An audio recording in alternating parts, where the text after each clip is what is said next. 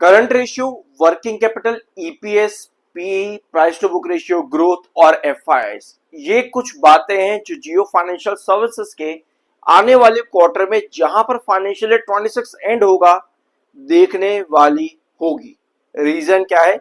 क्योंकि पिछले कुछ 2-3 साल के अंदर जितना भी कंपनी मार्केट में लिस्ट हुई है उतने में कंपनी ने काम किया है, इन सभी रेशियोज और इन सभी पॉइंट्स में बहुत ज्यादा डिफरेंस देखने को मिला है, ऑलमोस्ट हर क्वार्टर पे, ऑलमोस्ट हर फाइनेंशियल ईयर पर। अब ये वीडियो बाकी की वीडियोस की तरह नहीं रहेगा जो आपने मेरे जियो फाइनेंशियल सर्विसेज के देखे हैं। इस वीडियो में हम प्रॉपर तरीके से समझेंगे कि आने वाला साल भी कंपनी का कैसा रहने वाला है, क्योंकि अभी तक पिछले 2-2.5 साल जितने भी कंपनी के बीते हैं आपने ये देखा है कि स्टॉक शुरू होता है 190 के आसपास से, आपको बड़ी तेजी दिखती है 300, 350 या जहां तक भी आप जाते हो, वहां से आप वापस से गिर जाते हो यही 215, 220 के आसपास की रेंज पे, और फिर आप जाते हो 200-300 के आसपास और फिर से आप वहीं ड्रॉप कर जाते हो। लगभग 3 बार ये काम हो चुका है जियो फाइनेंशियल सर्विसेज में। और अगर आप शुरुआत से जियो फाइनेंशियल सर्विसेज की शुरुआत से आप होल्ड करके बैठे हो तो लगभग आज भी आपके पोर्टफोलियो में जियो फाइनेंशियल सर्विसेज के कोई बड़ा डिफरेंस नहीं आया है। तो इन डिफरेंसेस को बदलने के लिए ही जरूरी होते हैं ये सारे इंपॉर्टेंट पॉइंट्स। अब आते हैं आपके इन सभी इंपॉर्टेंट पॉइंट्स को समझते हैं क्या करके। कंपनी का फाइनेंशियल ईयर 26 अभी यहां पर आने वाला है, मतलब कि फाइनेंशियल ईयर 26 का डाटा आपके पास में आने वाला है जो कि खत्म हो जाएगा मार्च के क्वार्टर के साथ में।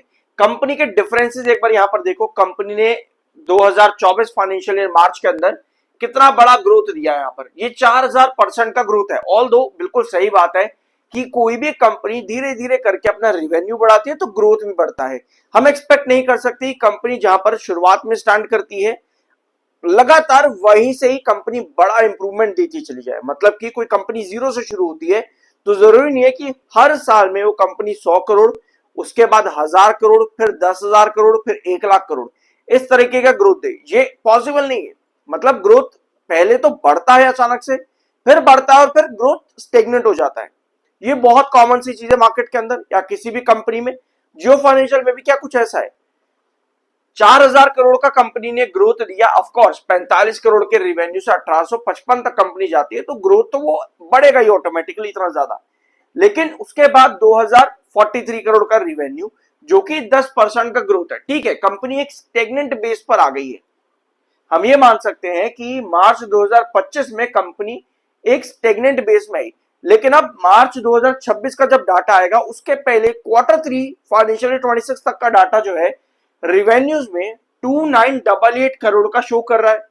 यानी कि लगभग आप यहां पर मान के चल सकते हो ये कंपनी 44 से 45% का ग्रोथ दे रही है फाइनेंशियल ईयर 25 के कंपैरिजन से इन फाइनेंशियल ईयर 26 अभी Q3 तक का। समझे इस चीज को? यानी कंपनी का ग्रोथ 4 गुना लगभग हमको नजर आ रहा है फाइनेंशियल ईयर बेसिस पर बढ़ेगा। यानी कि 10% से कंपनी 40 से 44% की ग्रोथ के आसपास देखने को मिल सकती है अकॉर्डिंग टू Q3। अभी Q4 भी आएगा, यानी अगर कंपनी आराम से 3050 करोड़ अगर कंपनी लेकर के आ जाती है रिवेन्यू, तो हम मान के चल सकते हैं कंपनी आराम से कितना ग्रोथ दे देगी, फिर 50% के आसपास का ग्रोथ दे देगी। यानी कि कंपनी के इस वाले फाइनेंशियल ईयर 26 के ग्रोथ 25 से बढ़ जाएगा लगभग 5 गुना। इसकी पॉसिबिलिटी नजर आती है काफी ज्यादा। ये हो गई रेवेन्यू की बात। अब आते हैं कंपनी के प्रॉफिट्स पर। ठीक है, तो अगर आप इस कंपनी का प्रॉफिट ग्रोथ देखोगे तो 6282, ऑफ कोर्स पहले कंपनी का प्रॉफिट कुछ भी नहीं था। ठीक है, तो कंपनी 31 करोड़ से 1605 पर आएगी तो 6282% कंपनी ने ग्रोथ दिया। उसके बाद 1613, यानी कि कंपनी कितने पे आई, स्टेगनेंट हो गई लगभग, तो कंपनी का ग्रोथ 0 पॉइंट समथिंग के आसपास, यह 1.5% बढ़ा यहां पे। अब कंपनी जा रही है 1605 करोड़ के प्रॉफिट पर। क्या नजर आ रहा है आपको कि कंपनी का प्रॉफिट Q3 में अगर हम कंपेयर करेंगे तो कहीं ना कहीं कंपनी फिर से स्टेगनेंट ही आ रही है। तो कंपनी का प्रॉफिट ग्रोथ फिर से लगभग 0 या 2-3% के आसपास आने के चांसेस है, जो कि काफी कम है, क्योंकि अभी Q3 के अकॉर्डिंग 1605 करोड़ के प्रॉफिट पर कंपनी खड़ी है। Q4 में जो भी कंपनी ऐड करेगी स्टिल यहां पर चांसेस यही नजर आ रहे हैं कि कंपनी एक फ्लैट ग्रोथ लेकर के आने वाली है। कोई बड़ा इंप्रूवमेंट कंपनी की ग्रोथ पर नहीं आ रहा है फाइनेंशियल 26 के अकॉर्डिंग। तो इसीलिए मैंने आप लोगों के सामने ये सभी पॉइंट्स रखे वीडियो की शुरुआत में। और अगर आप वीडियो में यहां तक पेशेंटली बने हुए हो तो एक सब्सक्राइब जरूर कर देना। आई एम NISM सर्टिफाइड, ठीक है। इसलिए मैंने आपकी शुरुआत में सभी इंपॉर्टेंट पॉइंट्स रखे। जो अभी आपने देखा फाइनेंशियल ईयर 26, सिमिलर तरीके से मैंने हर क्वार्टर को कंपनी के डिवाइड करके आप लोगों के साथ पिछले वीडियोस में डिस्कस किया है, जरूर जाकर के देखना उस चीज को, ठीक है। इन सब चीजों से डिराइव होती है कंपनी की ग्रोथ, और कंपनी की ग्रोथ से डिराइव होती है कंपनी की ये तीन चीजें, कंपनी का ईपीएस, कंपनी का पी, कंपनी का प्राइस टू बुक रेशियो। अब जब बात आती है वर्किंग कैपिटल की, तो यहां वर्किंग कैपिटल भी कंपनी का माइनस में है, यानी वहां पर भी इंप्रूवमेंट लाने की कंपनी को जरूरत है।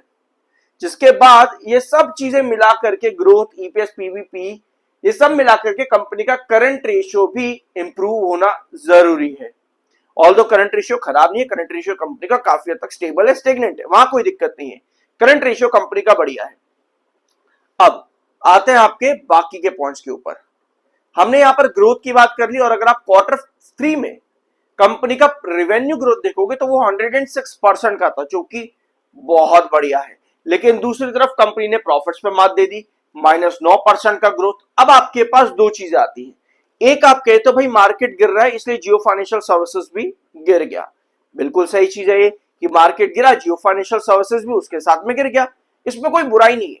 लेकिन बात तब आती है जब क्या मार्केट बढ़ेगा तो क्या जियो फाइनेंशियल सर्विसेज वापस 325 जहां से ये गिरा है 320, 328, क्या वहां तक वापस जाने की हिम्मत रखता है जब मार्केट वापस से इतनी तेजी से बढ़ेगा? तो वो सब चीजें डिपेंड करती हैं ग्रोथ पर, इसी परसेंटेज के ऊपर। क्योंकि कई बार क्या होता है मार्केट अचानक से बूम करता है, मार्केट मान लो अभी आपका बूम कर जाए इसी महीने के अंदर अंदर 86,000 करोड़ की तरफ, सॉरी 86,000 पॉइंट की तरफ, सेंसेक्स आपका 86,000 पॉइंट्स की तरफ अचानक से सेंसेक्स मूव कर जाए, सारी वॉर की सिचुएशन सॉल्व हो जाए, क्या जियो फाइनेंशियल सर्विसेज वापस से तभी के तभी 325 तक चला जाएगा? तो वो जितनी भी तेजी है ना, बेयर मार्केट्स के अंदर आपके स्टॉक्स गिरते हैं, लेकिन बुलिश मार्केट में वो स्टॉक्स वापस से बढ़ेंगे या नहीं बढ़ेंगे वो बताते हैं कंपनी के ग्रोथ्स, ठीक है। तो आगे जाकर कंपनी जिस तरह से ग्रोथ देती जाएगी वहां पर डिपेंड करेगा कि वापस से 325 या 350 या 400 होगा या नहीं होगा। आई होप यहां पर सभी पॉइंट्स क्लियर हैं। अब आते हैं आपके एफआईज की होल्डिंग पर, क्योंकि अभी आपके पास दिसंबर तक का ही डाटा है, और आपको यहां पर अभी भी यही नजर आ रहा है कि दिसंबर के डाटा तक भी आपके एफआईज लगातार सेलिंग करते नजर आए हैं। जब से ये कंपनी मार्केट में लिस्ट हुई है एफआईज ने लगातार सेलिंग करी है, इसके अगेंस्ट में डीआईएस खरीदार देखने को मिले हैं। 21% से एफआईज लगभग 11% पर बैठे हैं, 13% से डीआईएस 15% के आसपास बैठे हुए हैं। पब्लिक भी उतनी ही है जितनी पहले थी, लगभग 17% से पब्लिक इस समय 25% है, यानी कि लिस्टिंग के बाद से पब्लिक ने यहाँ पर 8% की खरीदारी करी है। जो माल आपके एफआईज ने बेचा वो सारा माल लगभग आपके पब्लिक ने खरीदा है, बट ये होल्डिंग काफी हद तक स्टेबल है, यहाँ कोई बुराई नहीं है, मतलब किसी भी चीज में कोई बुराई नहीं है जियो फाइनेंशियल सर्विसेज में, बट छोटी मोटी इंप्रूवमेंट्स है जो कंपनी को करने की जरूरत है। देखो यार, ये वीडियो शायद आप लोगों को नेगेटिव लग सकता है, लेकिन मैं यहाँ पर कुछ नेगेटिव आप लोगों को नहीं बता रहा हूँ, मैं बस आपको ये बताना चाह रहा हूँ कि किस तरह से चाहे जियो फाइनेंशियल सर्विसेज हो या और कोई कंपनी हो, ये सभी पॉइंट्स को आप किस तरीके से अपने बेनिफिट के लिए यूज कर सकते हो। मार्केट में आपको ऐसी बहुत कंपनीज मिलेंगी जो कि इन सभी पॉइंट्स के ऊपर बहुत बुलिश या बहुत पॉजिटिव बैठती हैं, और वो बेयर मार्केट में भी बढ़िया रिटर्न दे जाती है, या फिर अच्छी है लेकिन बेयर मार्केट में गिर रही है, पर बुलिश जब मार्केट होगा फिर वापस से बढ़िया रिटर्न दे जाएंगी। तो आपको यह समझना है कि वो सभी पॉइंट्स क्या उन कंपनी में अच्छे हैं, क्या उस एक्स कंपनी में ये सभी पॉइंट्स अच्छे हैं। तो जियो फाइनेंशियल सर्विसेज में 1, 2, 3 और ये 4 और ये 5, ये कुछ पॉइंट्स है जो कि खराब है, थोड़े से नेगेटिव है, थोड़े से, इतना बुरा नहीं है, थोड़ा सा यहां पर इंप्रूवमेंट कंपनी को करने की जरूरत है। अब एक बात और आप लोगों ने बहुत बार सुनी होगी मार्केट एक्सपर्ट्स, ब्रोकरेज हाउसेस या फिर सोशल मीडिया पर, कि जियो फाइनेंशियल सर्विसेज ने जिन जिन सेक्टर के ऊपर काम करा है, जैसे कि पोर्टफोलियो मैनेजमेंट सर्विसेज या फिर जो भी कंपनी का बिजनेस XYZ रहा है, जैसे मल्टीपल ग्रोथ कंपनी ने अलग अलग फाइनेंशियल सर्विसेज के अंदर कंपनी काम करती है, कंपनी आपको पेमेंट सर्विसेज, इंश्योरेंस, री इंश्योरेंस सर्विसेज में काम करती देखने को मिल जाएगी, एसेट मैनेजमेंट में कंपनी काम करती देखने को मिल जाएगी। टोटल बिजनेस एक्सपेंशन कंपनी ने यहां पर किया है, ठीक है। आपको ये पॉइंट देखने को मिलता है कंपनी बहुत बढ़िया एक्सपैंड कर रही है, कंपनी बहुत बढ़िया चल रही है, लॉन्ग टर्म बहुत बढ़िया होगा। All the majority of market experts के टारगेट फिर वहीं रहते हैं 350, 400, उसके ऊपर तक मार्केट एक्सपर्ट्स बहुत ही मुश्किल जाते देखने को मिलते हैं। अब रीजंस क्या है? एक्सपांशन अच्छी चीज होती है, लेकिन एक्सपांशन करने के साथ में क्या आता है? खर्चा। खर्चा अगर बढ़ता है तो कंपनी एक्सपांड कर तो रही है, बट उसको कंपनी को वापस लेकर के भी आना, यानी कि बिजनेस एक्सपांशन के साथ में बिजनेस का ग्रोथ भी आना जरूरी है, जो कि अभी हमने देखा फाइनेंशियल ईयर्स के अंदर कि कंपनी किस तरीके से काम कर पा रही है या नहीं कर पा रही है। आई गेस कि ये पॉइंट्स आपको यहां पर क्लियर होंगे। अब आते हैं जियो फाइनेंशियल सर्विसेज के चार्ट पर। टेक्निकली स्टॉक न्यूट्रल है इस समय। ये है जियो फाइनेंशियल सर्विसेज का चार्ट। पहले एक बार लास्ट वीडियो देख लेना, मैंने आप लोगों के साथ क्या डिस्कस किया था। हम लोगों ने लास्ट वीडियो के अंदर 240 और 210 ये इंपॉर्टेंट ट्रेंड्स मार्क किए थे कि यहां स्टॉक का बने रहना बहुत जरूरी है, और अभी भी लगभग इस वीडियो को हो चुका है महीना ऑलमोस्ट, और अभी भी ये स्टॉक आपका 240 से 210 के बीच में ही काम कर रहा है। बाकी कोई भी मार्केट खराब चलता है तो आपके नेक्स्ट ट्रेंड्स क्या होंगे वो मैंने आपको यहां पर बता रखे हैं, ठीक है, पिछले वीडियो के अंदर। अब आते हैं आपके अभी की क्या सिचुएशन है जियो फाइनेंशियल सर्विसेज में। हम डेली टाइम फ्रेम पर ही देख रहे हैं तो उसी पे ही रहना। यह है 240 और यह है 210 का ट्रेंड, दोनों ही बहुत ज्यादा जरूरी है। ऑल्दो अभी 240 के नीचे स्टॉक काम कर रहा है और 210 के ऊपर काम कर रहा है।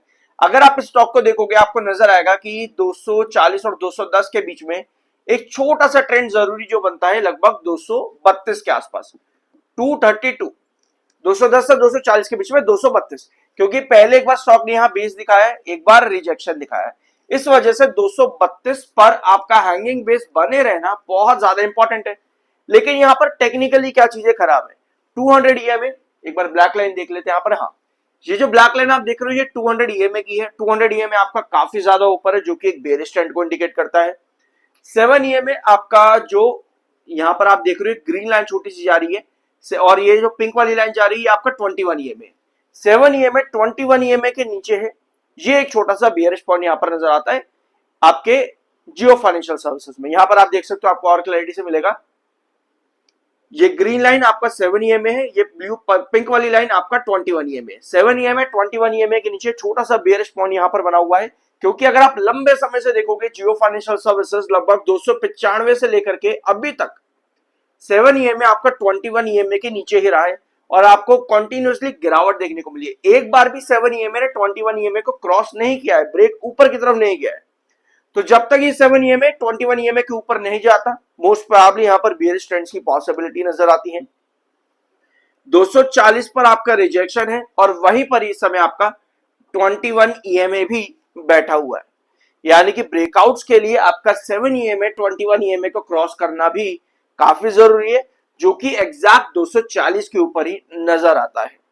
ठीक है, तो ये था आज के इनका जियो फाइनेंशियल सर्विसेज लिमिटेड का वीडियो। आई होप यहां पर आपको कुछ नया जानने को मिला होगा और कुछ सीखने को मिला हो तो सब्सक्राइब जरूर करना। मिलता अगले वीडियो में।